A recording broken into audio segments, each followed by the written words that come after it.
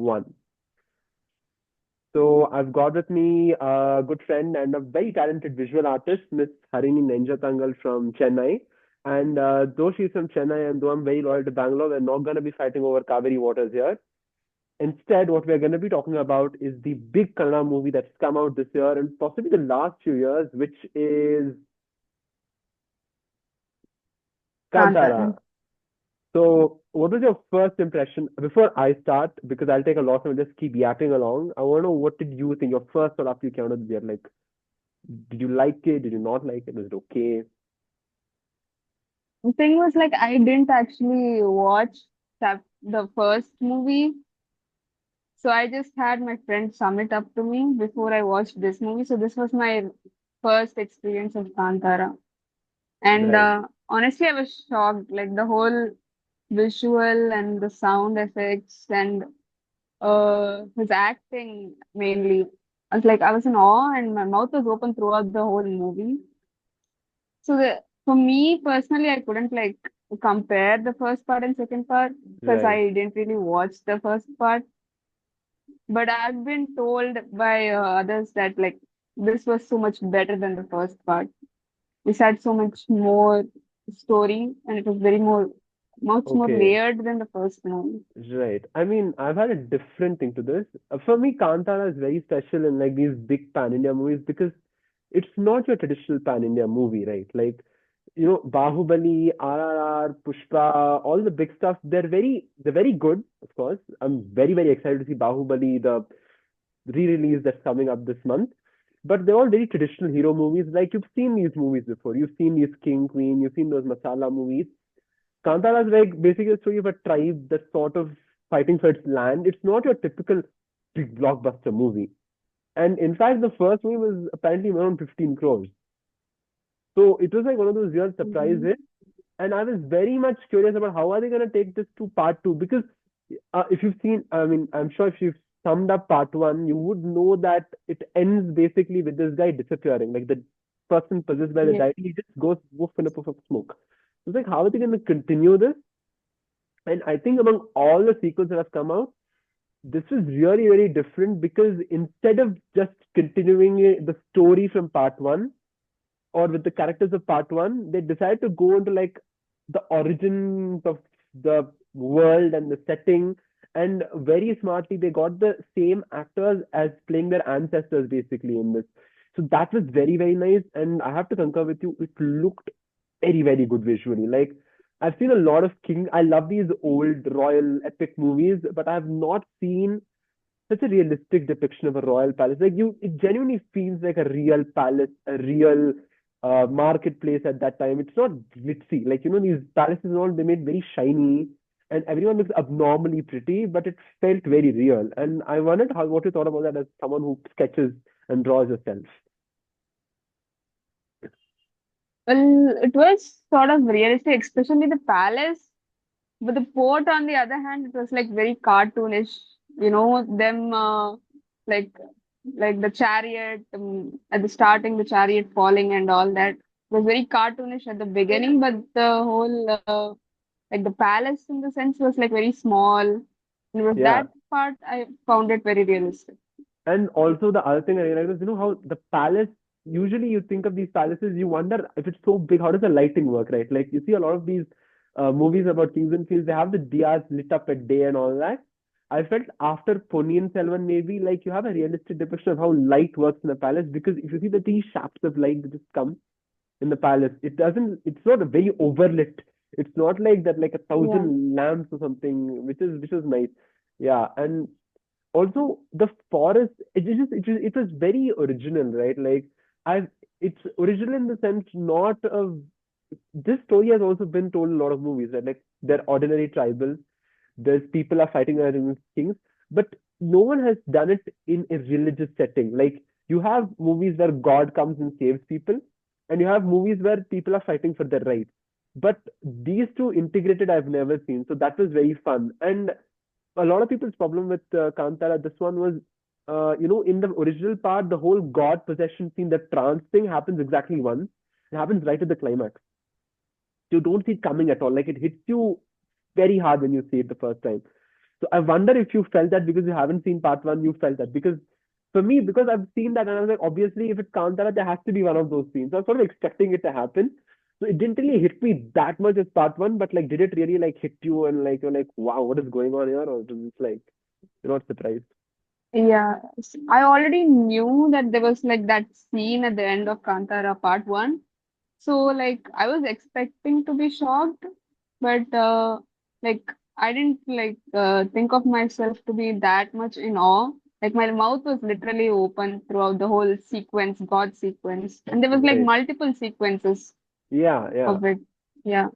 And I was also very impressed by like that whole climactic, these guys going up against the whole battle sequence also. Because the battle sequence also done very like it's done very realistically. It's like how you guerrilla fighters, people who have got like 200 people they face up against a big army and how they pull it off. Yeah, that was also very very well done. Especially that whole climax in the end when the king gets possessed. Spoilers here, but he gets possessed by his Mm. ancestor and he comes and fights and all that. Like, yeah, I didn't see that coming. Like, even people who've seen Kantara wouldn't have seen that whole bit come. Like, that was very, very fun, I think. Even like how they used that builder, the guy who Yeah, built, yeah, getting jailed, and then later him coming into the play during the war, with the machines and him yeah. helping the tribal. Yeah, thankfully there was that, but Mm. the builder part, I get that they had that huge comedy track to get to the builder part, but they could have cut it very easy. And this is a movie that is very important because every scene ties in to the end, so you have to pay attention throughout, like the palace parts or the prologue with the two tribes and all. You cannot exactly miss them, right? Like if you miss them, you've lost the context of the plot. But I felt like a lot of the comedy bits could have been snapped very, very easy. And there's a problem with part one also. Like it was very, very apparent in part two though. And I think that's why a lot of people prefer the second half to the first half. Apart from obviously, the whole, I mean, spoiler, spoiler, spoiler, but Rukmini Vasan's thing was, it was very good. Like, I think she got a very, very proper character to play. Because, after you see in Saptasagar, that's you just want to make her this pretty, demure, good looking princess type, but I liked what they did with her character in the end. I don't think anyone saw that twist with her coming. Yeah. And for people who have seen Kantara and for people who've seen Lokah, which is the big Malayalam blockbuster that's come this year, I think since you've seen both, as I have, you would notice there's a lot of similarity to the plot of Kantara and the prelude of Lokah, right? Because essentially it's Yeah. about a king who goes into a forest and insults that local deity, and the person gets possessed by the deity sort of when he takes revenge. So just like Kandara does something very interesting, and also I think it's the first time since we've talked earlier about how religious conflict is happening in India. We talk about inter-religious conflict in India. We talk about intra-religious. This is a conflict within the religions themselves, like Shia Sunni or Protestant Catholic, or how within Hinduism there's a lot of Mm. conflicts within. I think Kantara and Loka are probably the only movies in recent times that show that conflict between two different belief systems. And then Kantara is even more Yeah. interesting because you've got two tribes who are fighting, and then there's a royal king also who's coming into the whole fight sort of thing. Right.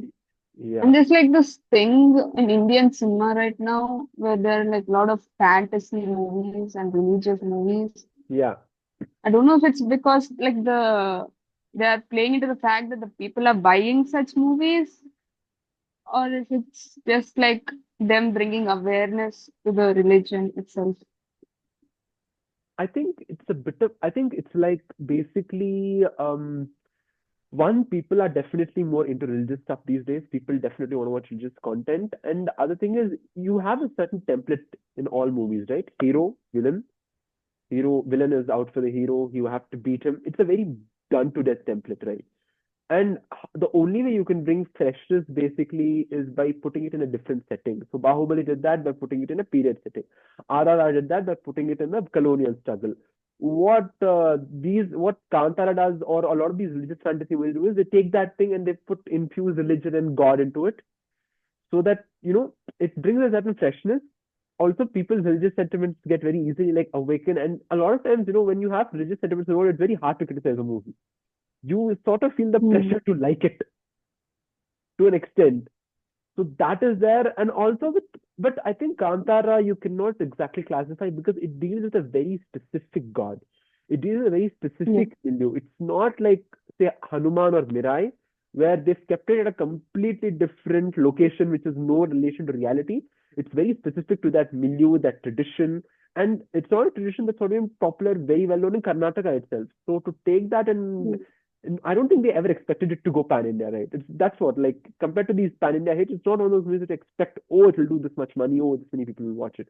It's the content, the conviction, and ultimately, I think the fact that no matter how different religious beliefs are, they're also very similar in a sense. So you can get roused by the same thing no matter what you believe in. So that is Mm. the thing. And what did you think of Loka? Because out of all that, it's also a fantasy film, as you mentioned, but it's a very different, very unique, and a very Malayalam fantasy movie. It was like something new, something we didn't expect from Indian cinema. It's like the whole cinematography itself was like, I felt like I was watching some kind of like a Hollywood show, not a movie, I would say, but like some kind of show. And then we Stranger have Things. It's Kalyani very stranger. It's very Priyadarshan as Stranger Things coded. it's very Stranger Things vibe with the neon lightings Yeah, and yeah. like that actually being as you said, it's Bangalore, right? It's The Bangalore. backdrop. Yeah, but Yeah, fun and fact, I even I was totally didn't shocked, expect that. and even I was shocked on hearing this. Apparently, they shot another scenes in Kochi. I'm a Bangalore guy, and I was Oh, surprised. Like I'm like they shot this in Kochi. Yeah, which is I don't know how they pulled that off. with all the lighting and stuff, it looked like it came out of straight out of a comic. Yeah, And and we it's have very like yeah, yeah. it's very K drama coded. It's very Yes. yeah, and I think And we have other. like a female superhero for once. I mean, yeah, that is very true. And I think more the female superhero part also, the good thing about this movie is it's about a female superhero. You have Wonder Woman, which is about a female superhero, but it doesn't really deal with the female part of the superhero, right? Wonder Woman could have been Wonder Yeah. Man and it would have made a difference. But in Loka, it's very, very clever how the bad guy is explicitly like this every woman's nightmare sort of guy.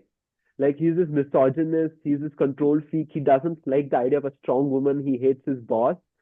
And to have him face off against a female superhero, and the fact that she actually comes to the help of people, like she comes to help a woman who's being harassed by a guy. They really, really emphasize the female part of her, which was very nice and it's done very subtly. It's not like, oh, this is a woman who's fighting off a woman's issues, sort of thing. You only think about it after the movie. So like, oh, this is how they did it, which is something I really, really liked. Yeah. It was very subtle and it didn't like it was not like in your face kind of Yeah, thing. And it also felt like very natural. All the characters felt like very natural yeah, and humany. Like her as the superhero, she wasn't like this perfect superhero. Like she yeah. kept making mistakes throughout, and then she helped these three Goofy guys, boys. goofy She losers. could have just left them, Yeah, but then she felt she had that responsibility over them. yeah. I Yeah, feel so it like was very realistic and touching. Yeah, I feel like the guy Nazlan, who's also in Premalu, I feel like he's probably the most relatable like actor in all of India right now. Like he plays these very Gen Z coded characters like in Premalu, Alapula Gymkhana, or here he's always this loser guy who's got nothing good going on in life. This, like he gets a breakup, he's going around boozing with his friends, he doesn't know what to do with his life, what to do with his career, and he always is behind like these really really successful smart women. It's he's very relatable and I like how they used him. I mean, you take his character, you take his whole arc, and it would be perfect in a rom-com, right? Like a guy, a slacker is there, he's just had a breakup, his girlfriend has come, ex has come and given him their cat, and he sees this new girl move into their house opposite to them. And you can just make a very clean rom-com out of it. He's got one friend who's perpetually high. He's got another friend who's supposed to be a doctor, but he wants to be an astronomer and he's afraid of blood for some reason. And it can be a very clean rom com and spoiler, but Tovino can be like her awesome ex that who comes back in her life again. and even then it's all there, but it fits in perfectly with the superhero part of it, and that's like really like a huge big thing with the writing, I guess. And like with the hints of like other characters that they played in this part, like I'm really excited to see how they will expand this universe. Like I've been seeing a lot of theories and reels onto Yeah, how this is also somewhat mythologically related. Forward to see how this all connects in the next part. and other thing is it's not like Indian mythology per se. It's like this mix of Kerala folk legend plus, I don't know, Mesopotamian, Sumerian, Greek mythology. You're hearing names of Yeah. Ishtar. I'm like, what is? And then if you've seen the teaser part two, Tovino's like asking Dulkar again. Spoiler. I mean, everyone knows he's there, but like, Dulkar's like, you killed Hitler. I'm like, what? Like I'm not sure if they have uh exactly written everything out or if just like this is hype boosters. But compared to all the other cinematic universes that have come out, I feel like this is one where they've clearly thought of everything to its end and they're executing it step by step. Like you see, you take other movies, it feels like they're sort of just throwing it and then like let's see what sticks and let's work on that. But here it feels like they have a very cohesive vision in mind, and they're like, this is what it's gonna be about, and this is what we are gonna do, which is nice. Like, and so that means we can get the sequel soon and not wait for 10 years and then have Kalyani leave the movie like what happened with Kalki and Deepika.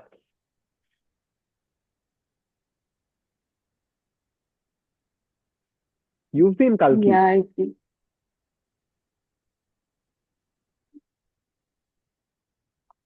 I've seen Kalki, but like it's been a while. I barely remember it. Yeah, but I feel like when I was watching Lokah, Kalki Kalki, was very yeah, Kalki was very,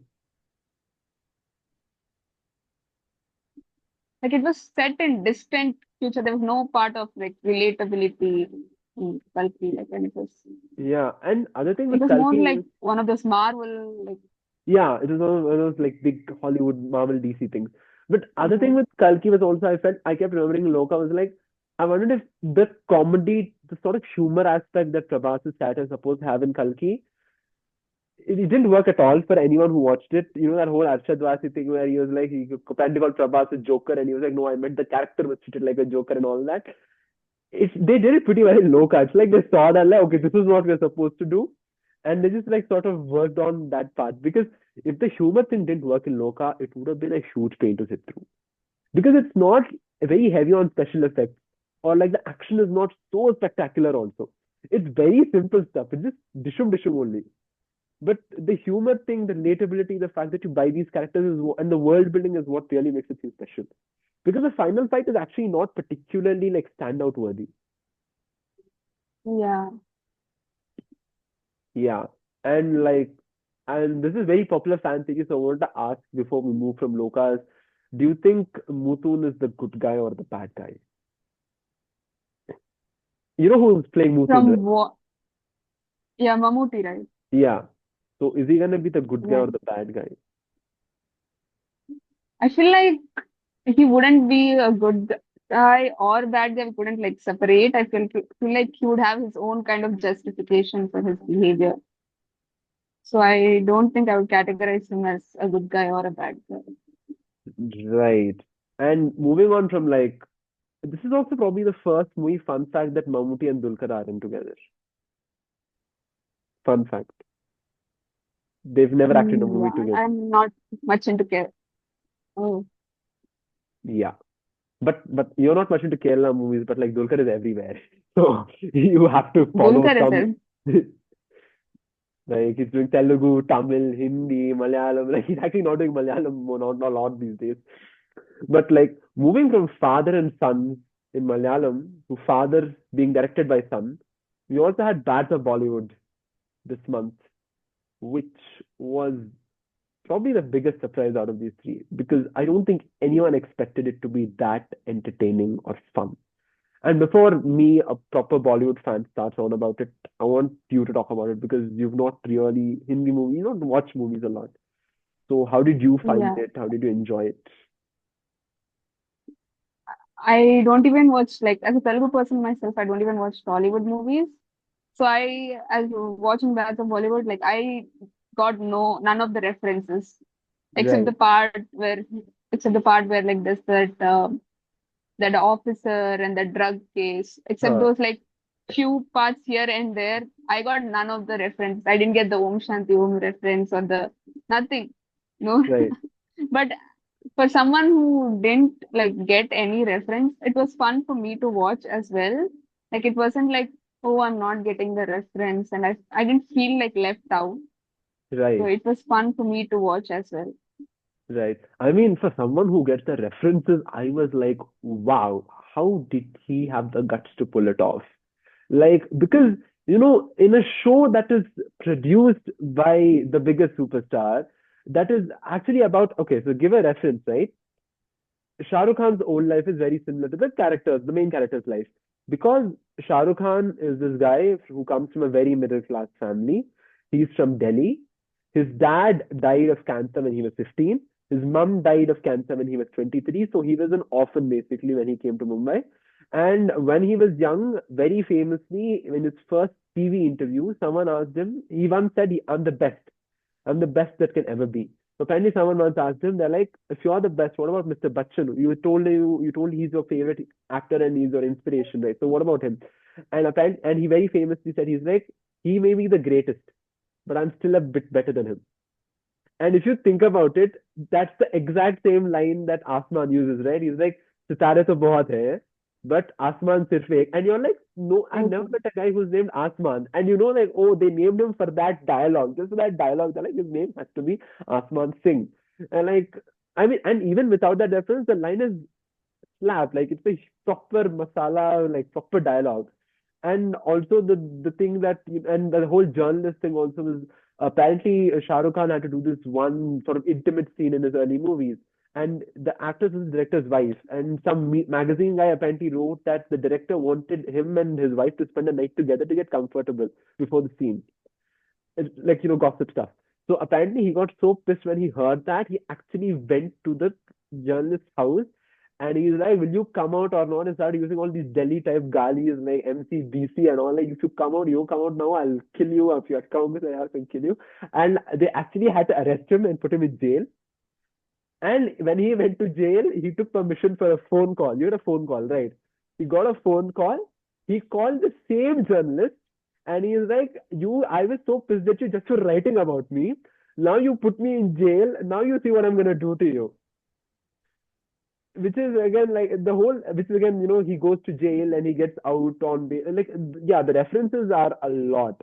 But at the same time, it's so reverential to him. And at the same time, it makes fun of him as a Ghante ka Badshah.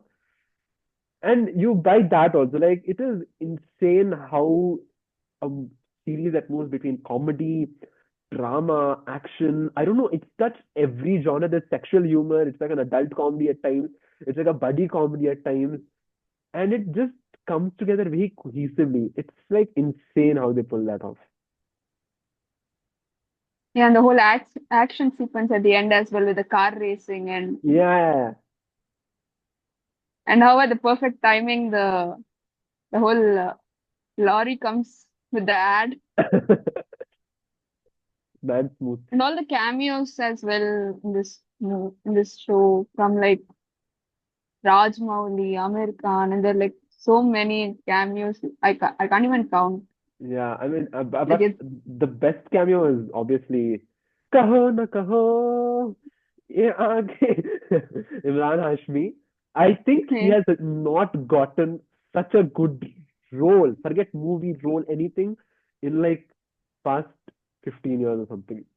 Like he is, you didn't expect him to come, and also to see they set him up very nicely, right? In episode one, when Parvez is driving that car, and she's like, "तुम रणवीर सिंह के watch से गाड़ी खरीदते हो और इमरान हाशमी के photo लगाते हो." And like you just think it's just one joke like Akka Bollywood, and then he actually comes up in like episode three and all. Like wow, it's fun to see him also. Like the intimacy course of yeah, who better than him to teach? And if you see right. very smartly, they don't show.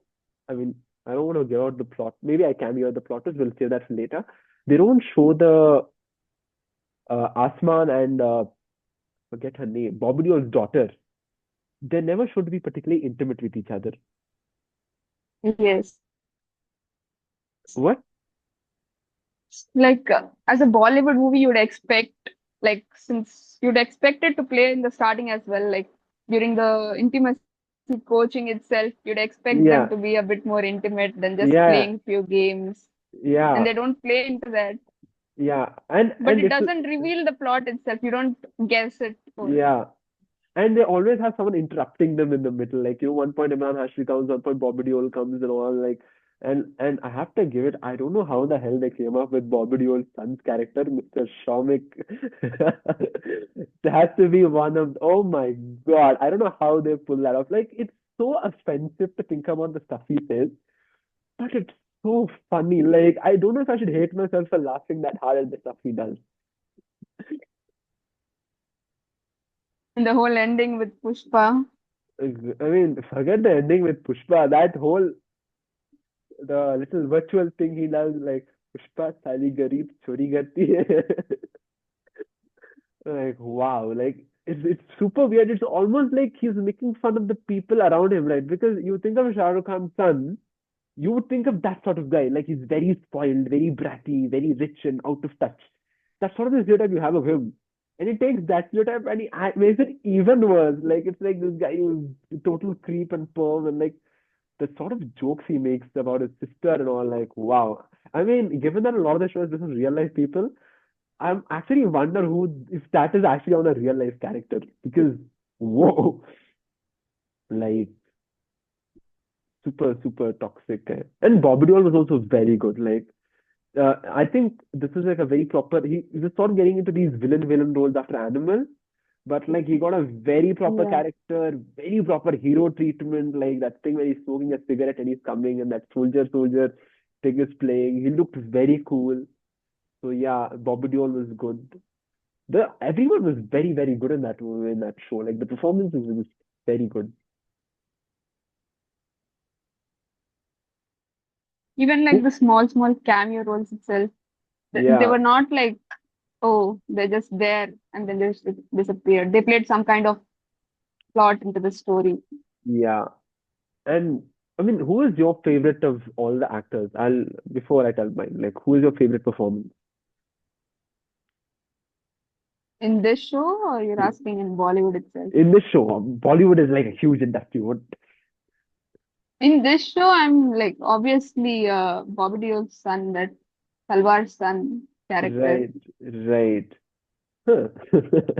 I mean, my favorite was actually Rajat Bedi as Jalaj Saxena, Pehchana Mujhe Ab, because I thought it's not a character that you would expect to see in a show directed by a very rich kid. Like, you would not expect him to make a character about this guy who's just perennially struggling, like the whole thing that no one recognizes him, that you've seen him somewhere. It's like a lot of these guys, right? In movies, like, they've had their 15 seconds of fame, and you can recognize him. You're like, huh, I've seen him somewhere, but you just can't put it where he's from. And the frustrations of that guy, and like, he's funny, he's sad, but at the end of the show, he's actually the smartest character in the room, because Yeah. he is the guy who gets the Soda Wala production movie to run. He is the guy who figures out, because Asman's character is the whole secret twist. No one figures out except him. He is the actually, like, these guys have been watching that song from decades, and no one notices that one backup dancer. And this guy just one look, and it makes sense, right? Because he's also that from that place. He's one of those backup guys. He's one of those guys who's been in the background, and you recognize it. So obviously, his eye will fall to that. He's not just looking at the hero.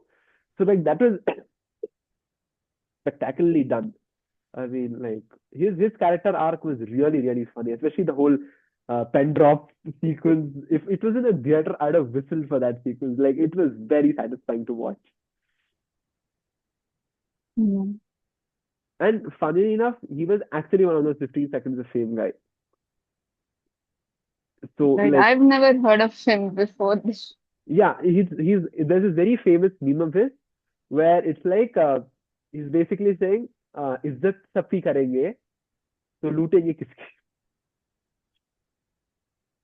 if you get the meaning of that joke. So he is very popular for that meme. Like he was in two movies.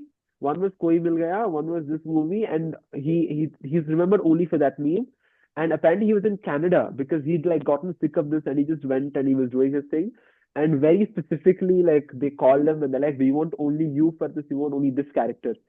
And like after like being in like I've forgotten for 20 years, you know, this guy is everywhere. He's like this, and apparently his son is getting offers, his daughter is getting offers, and like I was very, he was like, people say God sends angels in my life, and he's like, my angel was Aryan Khan. I'm like, wow, that's like a very heavy, but that's true also. Like it just changed his entire perspective on him. Like his whole life just flipped with one show. So that's movies. That's the power of movies Right. and art and cinema. Or am I getting too like heavy for a very fun show? No, I guess that was his intention as well. Right. And also, I don't know why I have this personal plot theory, which is no one discussed about Bad the Bollywood, which is that, apparently the name Jaraj, his name, is very different. Right? Usually you hear Jairaj, you hear Jay or Raj. Jaraj is a very different name. Apparently, Jaraj means bastard in Hindi, which sort of ties in with the theme of the plot. But Oh, I have this personal theory that, like, he might be Sodawala Senior's kid. And that's why Sodawala Jr. is trying to like sabotage his career. maybe we just have to wait for the second part to find out. Yeah, I mean it's an incredible twist, right? Because that it actually makes sense. Because no matter how pissed you are an actor, why would you like waste his career in a contract for that long? No matter how much of a like even that Right. Freddy Sodawala guy was so good. The way he says his dialogues, like that whole pretentious English accent, and when he says "son of a bitch" in the end, it's so funny with the way he says it. Like and even he's like not a very well known actor, but like they got it is perfect casting. Even Raghav Jewel was so good as Parvez. Manoj Pama was very funny. The manager was very good. I think the manager is my favorite character, or maybe it's Gafoor Bhai. I'm not sure. I have to pick between two.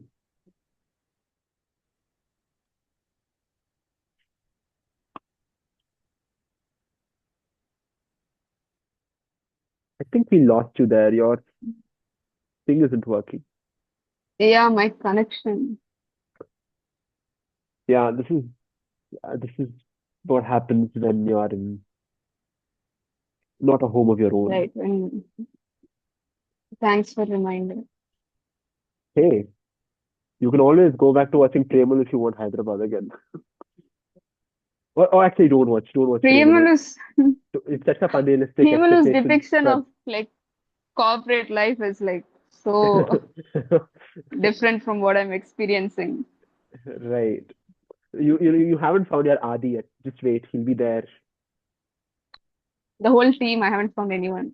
Right. JK, just JK. I don't want to find Adi. You want Sachin. Maybe. But the problem is Sachin is not in the office. He's he's a slacker. He's trying to figure out how to go to the UK. You need to look, girls, you need to look at the losers. I'm telling you this. Sure, I'll try. Yeah, that's the motto from Lokah. It's not, be a superhero, be strong, be proud of your femininity. No. Like look at the loser who's living in the apartment next to you, trying to call you for a party. I'll try to look at the losers. Yes, but don't double cross him like you're like Rukmini Vasan from Kantara, and just make sure you're not his sister. Like,